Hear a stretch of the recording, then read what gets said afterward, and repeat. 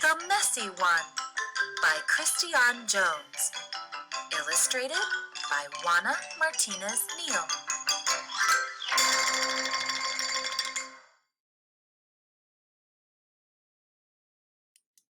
Vivian was messy. She was a messy eater. She was a messy painter. And of course, she had an extremely messy room. It bothered her mom. Vivian! It bothered her dad. Oh, Vivian! It bothered her sister. Vivian, where is my favorite shirt?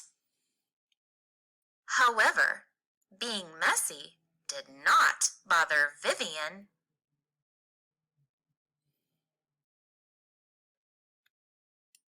Vivian was very proud of being messy. She was so proud that she made a special necklace declaring this fact. Vivian wore her necklace every day. It was her favorite accessory, and she rarely left home without it. But on one especially messy morning, Vivian could not find her special necklace. She searched high, she searched low. Vivian searched every room in the house. Well, every room except one. Vivian knew what she had to do. It wasn't going to be easy, but it had to be done. "Stand back, everyone!" she yelled. "I can do this!"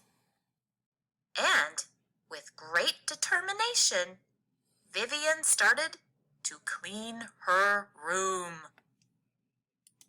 And when sweat dripped in her eyes, did Vivian quit? No! She wiped that sweat away and kept cleaning. Vivian folded a mountain of clothes. And when that mountain tumbled on top of her, did Vivian quit? No! She picked everything up and started again. Vivian gathered piles and piles of toys. And when she slipped on one of her little cars, did Vivian quit? No. She dusted herself off and forged ahead.